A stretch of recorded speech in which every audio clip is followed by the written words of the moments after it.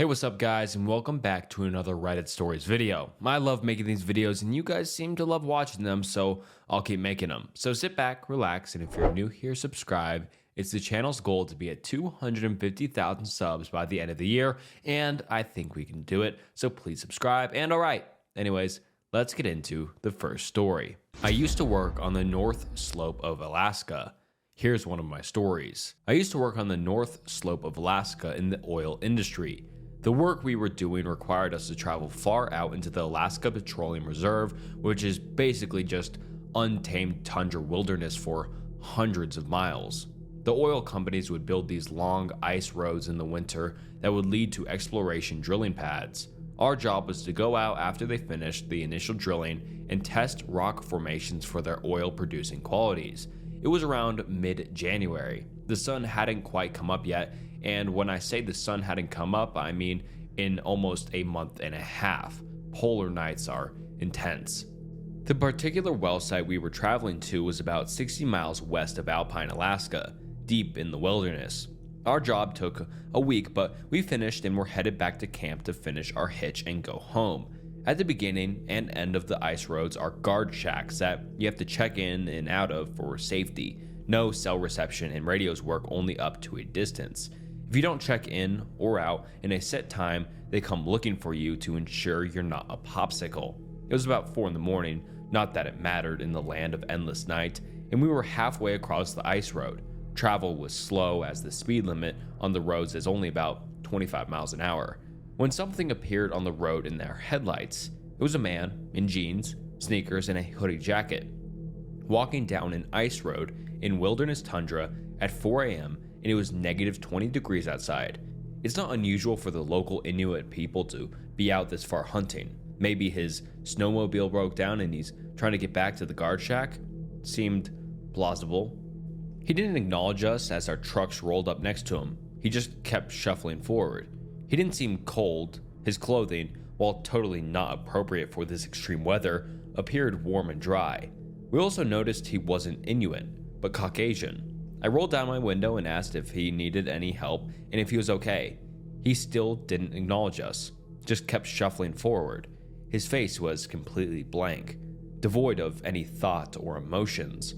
The other guys in my truck suggested that maybe he was in an accident and in shock. I continued rolling my truck alongside him as he trudged down the road, still trying to get his attention. Even in this extreme cold, I could occasionally get whiffs of a peculiar smell coming off of him. He smelled acidic, if that makes sense. There was just a lot about this guy that made the hair on my neck stand up.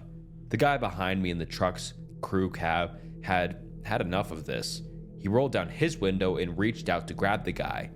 He later said he was just going to try and shake him out of his stupor. Before my buddy's hand could reach him though, this walking popsicle spun around and latched onto my buddy's outstretched arm. He glared at my buddy and then at me with this look of pure rage, not removing his hand from his arm.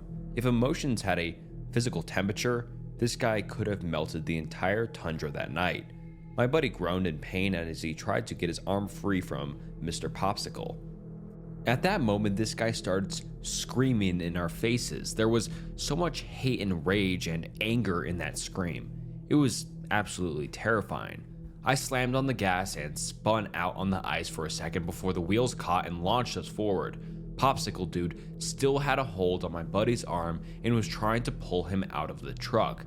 He was running alongside the truck while the other guy in the cab held onto my buddy to keep him aside.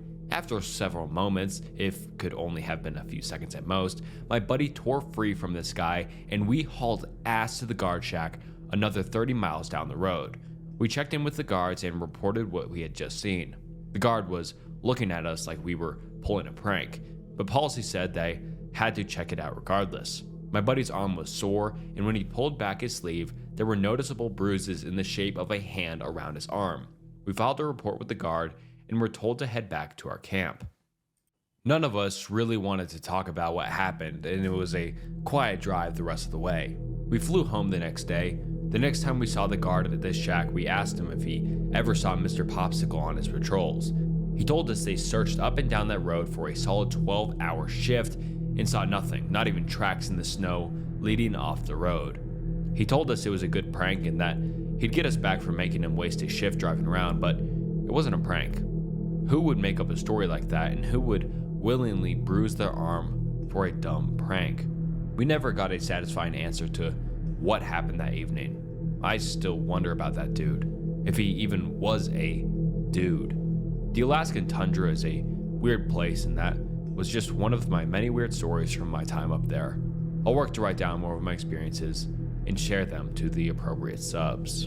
Do not go to Rock Island, Wisconsin. Rock Island is a state park located at the tip of Door County, Wisconsin on Lake Michigan. It's a difficult place to get to.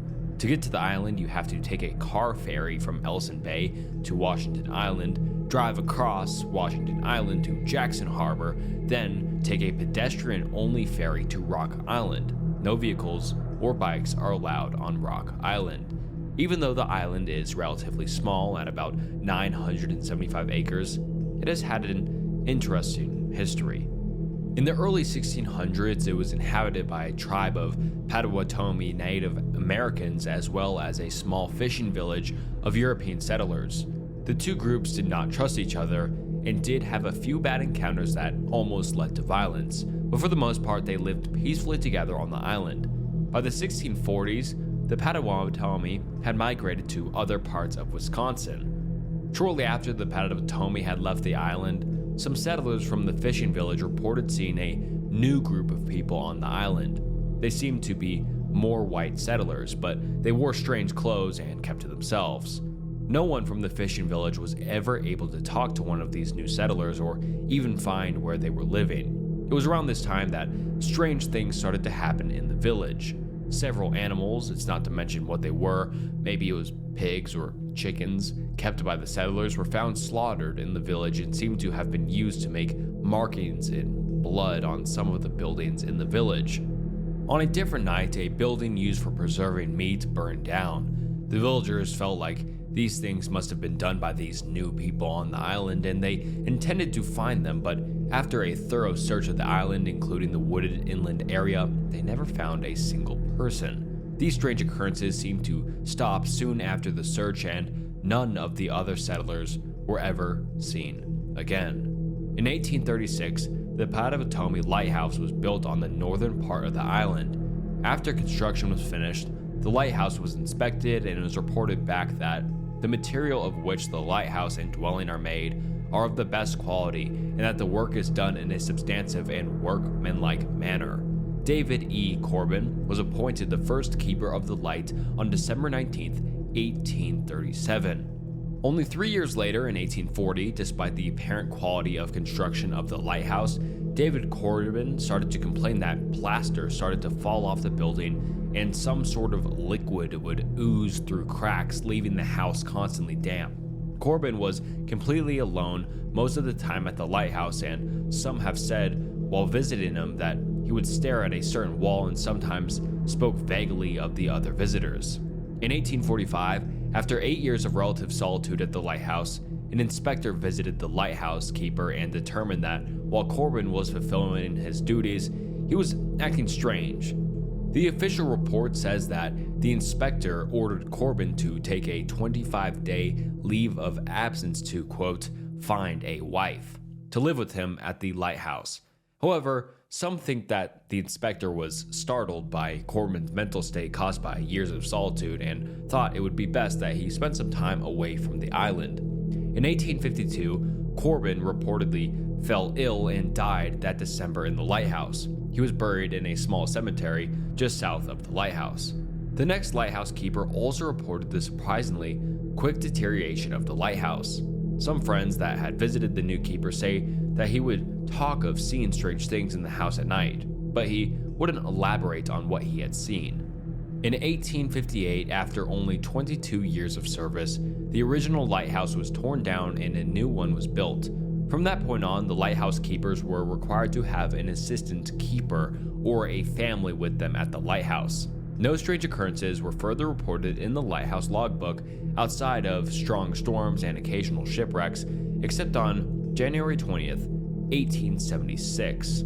The keeper at the time, named Betts, reported that he saw two men attempting to row to the mainland from Washington Island.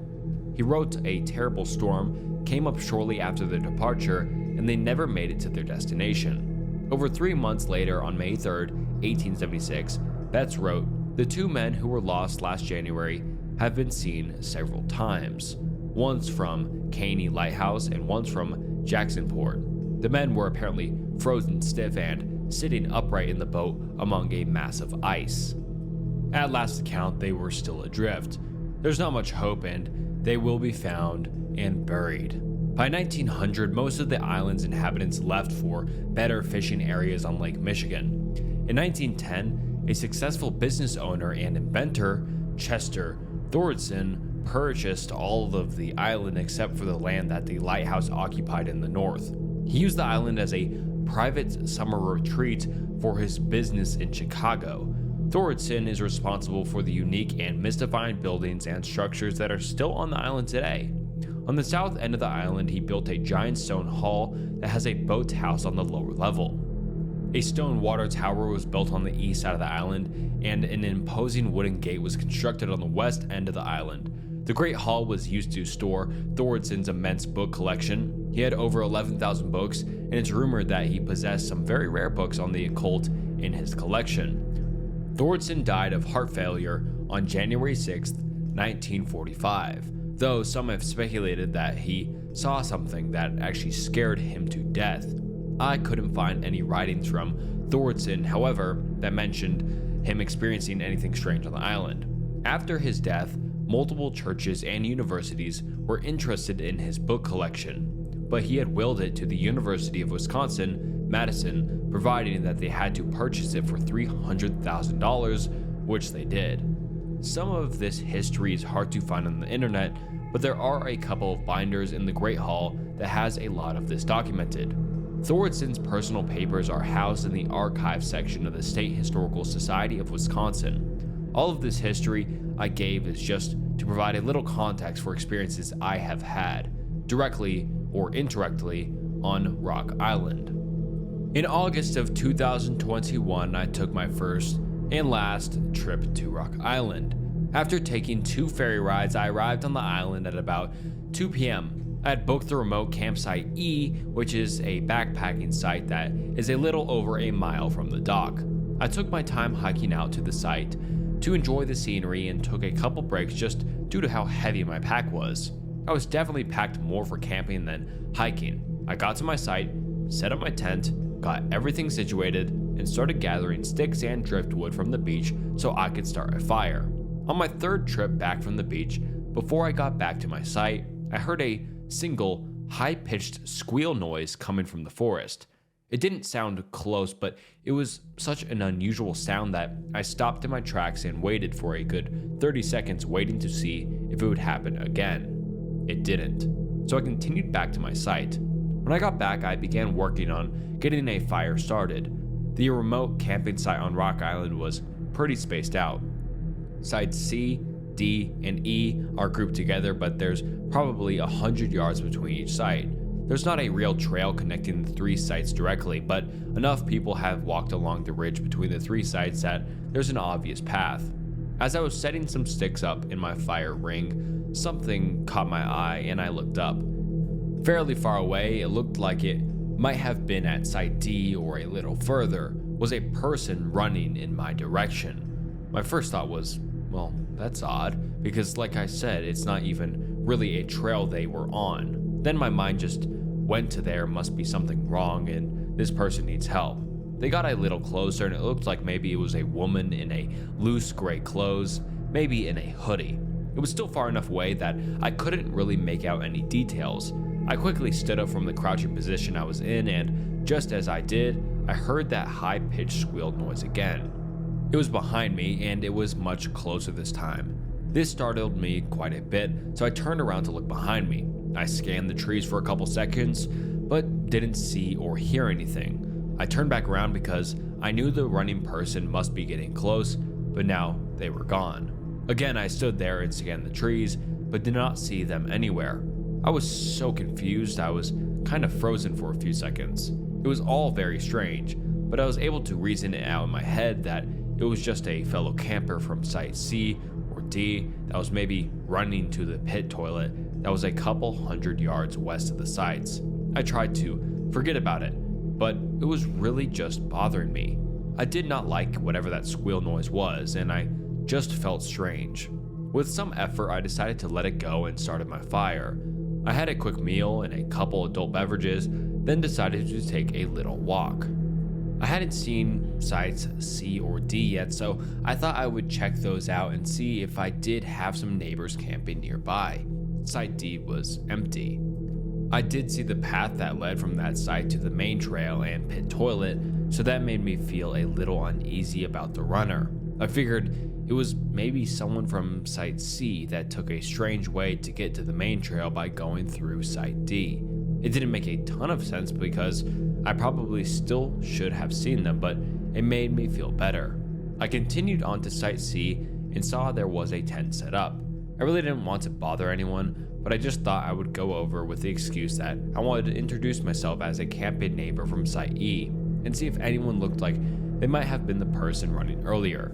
I came up on the site and there was a couple sitting at the picnic table. Neither of them looked like they would have been the person I saw running. I introduced myself and they introduced themselves. They were probably in their mid-30s. They were very nice and both seemed to be pretty drunk, but a quiet drunk. I didn't ask about the runner or the squealing noise because I thought it might be weird. I wished them a good night and walked back to my tent. When I got back, I had a cigar and a few more drinks. It got dark and it started as a perfect night.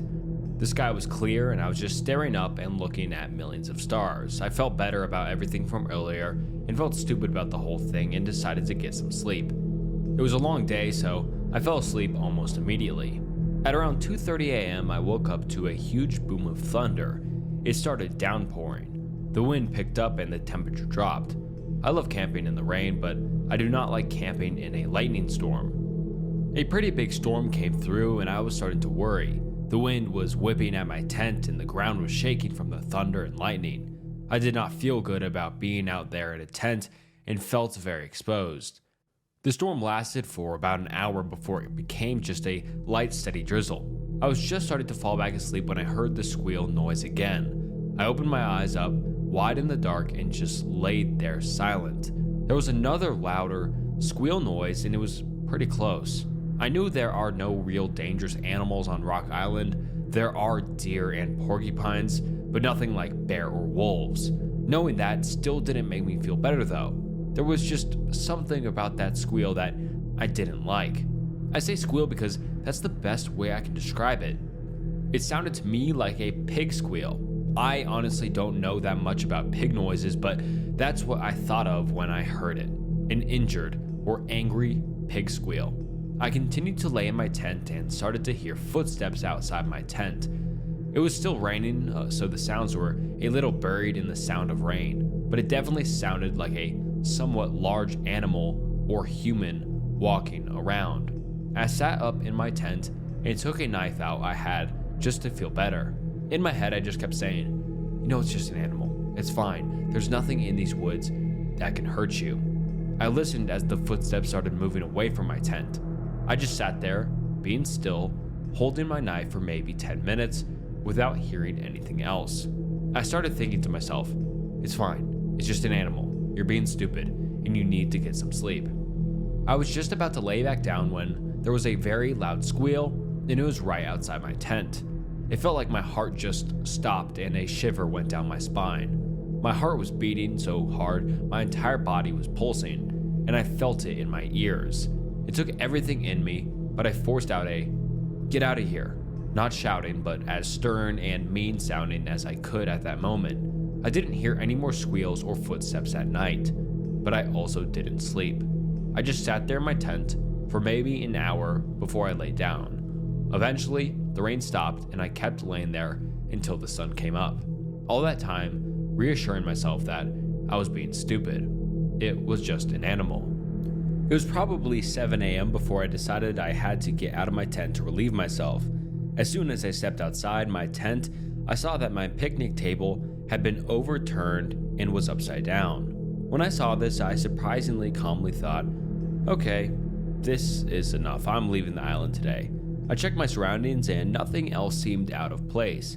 I eventually reasoned with myself that the wind had blown the table over during the storm. It still seemed a little strange because the table was pretty heavy and I felt like I would have heard the table flipping over, but that might have made sense. I made some cold instant coffee, had a bite to eat, started to feel better about the whole thing, then decided to go for a hike. I admit I get easily scared when I'm camping by myself in the woods. Maybe that's natural. After I had some coffee and food and the sun came out, I realized that nothing I heard or saw was really anything that couldn't be explained, other than not getting a good night's sleep. I was having a pretty good time. The reason I came to the island in the first place was to hike the 7-mile Thordson's Loop Trail that has had a lot of interesting things to see, and I was excited to start the hike. I packed a few things in my backpack and started off.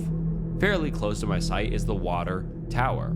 I have no idea how it originally worked or why it had to be a tower, but it's an impressive building with a fireplace that looked like something had recently had a fire in it. A little further down the trail was a cemetery where 2 sisters and a few others are buried.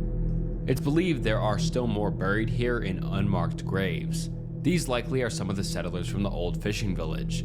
The island has 3 cemeteries. There's one by the beach, and that's where Chester Thordson is buried. There's one on the eastern part of the island, where the 2 sisters are buried, and there's one on the northern part of the island, where the original lighthouse keeper, David E. Corbin, is buried. There's also at least one Potawatomi burial area on the island, but no one knows exactly where that is. I kept walking on the trail until I came to a nice scenic overlook area with a beach where I sat down and drank some water. I started to hear some talking on the trail ahead of me, but I couldn't see anyone yet. There was a bend in the trail and the trees were thick, so I sat on the beach waiting for these people to come around the bend. The voices were coming closer and I could tell that they weren't speaking English, but I couldn't place what language it might have been. Both voices were very, very deep and guttural. Then back deep in the woods I heard a loud and quick, "Ooh, ooh." Immediately both the voices I was listening to responded with their own, "Ooh, ooh, ooh, ooh." I kind of smiled because it sounded like these 2 heard whatever it was in the woods and they were trying to be funny and mock it by responding. I got off the beach, put my backpack back on, and started walking in the direction further down the trail where the voices were coming from, but I never did find these people. The rest of the hike went very well. I visited the cemetery where David E. Corbin is buried. I took a self-guided tour of the Potawatomi Lighthouse. I passed the wooden gate that apparently used to be part of a larger structure. I walked by the Great Hall and dock area from where I arrived on the island, visited some of the other structures on the island, came across the cemetery where Chester Thordson is buried, then finished the loop by returning to my campsite. It was a very nice hike with a lot to see and wasn't especially difficult, but I was tired. I did walk down to Campsite C to ask the couple I spoke with the night before how they did with the storm during the night, but they had packed up and left. I was disappointed because I also really wanted to ask them about the squealing noises during the night. The rest of the evening was pretty uneventful. I built a fire, made some meals, had a cigar and some drinks. As soon as it got dark, I was ready for bed since I had such little sleep the night before. I got in my tent and quickly fell asleep. I might have been asleep for about 3 hours when I woke up suddenly and was immediately fully alert. Nothing that I was aware of caused me to wake up, but I felt something was wrong. I sat up in my tent, and this part is a little hard to explain. A feeling of complete dread washed over me. It was unlike anything I had ever felt before.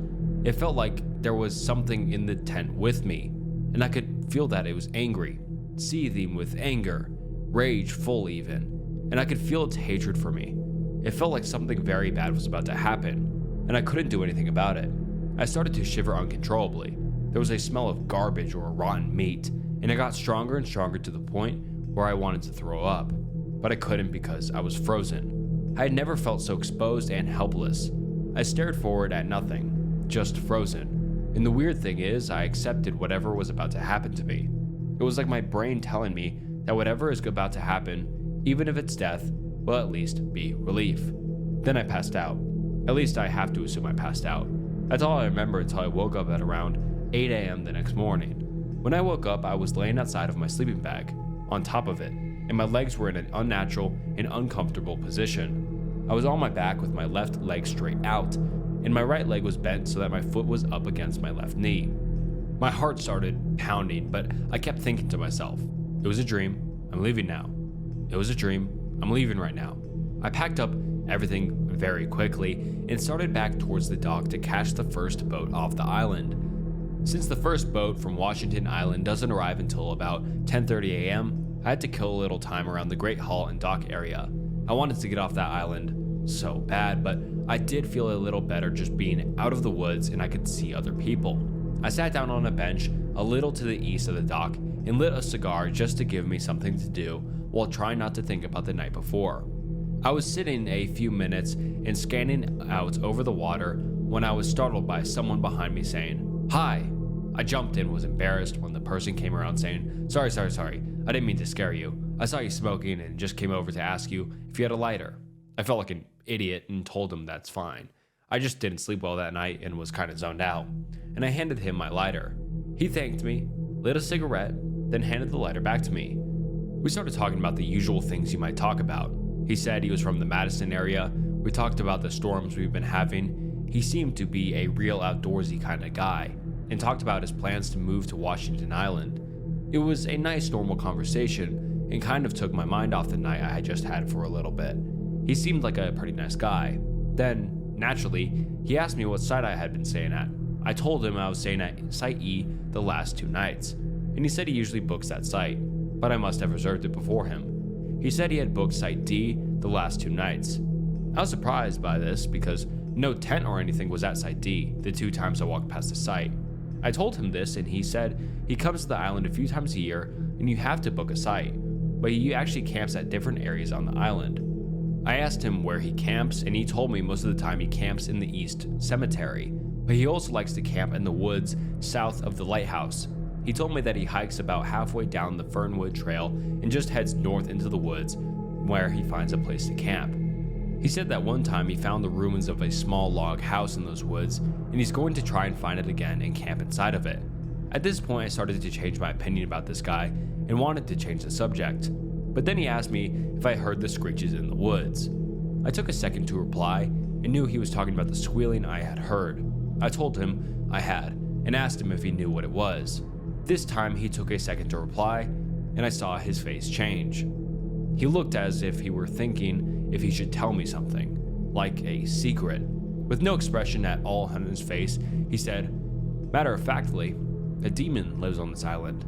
Under any other circumstances, I would have laughed this off, but not after what I experienced the night before." He looked at me and must have seen the anxiety and fear I was feeling. He surprised me by letting out a quick laugh. He asked me if I saw anything that night. I told him I hadn't seen anything, and he stared at me like he was trying to figure something out. I felt like he could tell I had experienced something. At this point, I was ready for the conversation to be over. Then he told me he had seen something in the cemetery that night. Now his face and mood kind of changed again, like he was trying to confide in me. I really did not want to ask the question, but I knew he wanted me to ask it. So I asked him what he saw in the cemetery, but my voice was shaky. Then I could tell he had changed his mind about telling me. He actually looked at me with empathy and told me that what he saw was hard to explain. But if I was afraid of the screeching noises, he didn't think I should go near the cemetery. I didn't say anything right away, but he said 4 words without any context.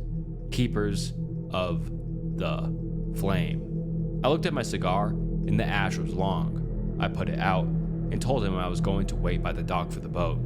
He nodded and I started to walk away. After a few steps he said, "Hey," and I turned around to look at him. He just said, "Don't come back here." I turned around and started walking again. I don't know if that was a warning or a friendly suggestion, but I took it to heart. I was definitely not coming back to Rock Island.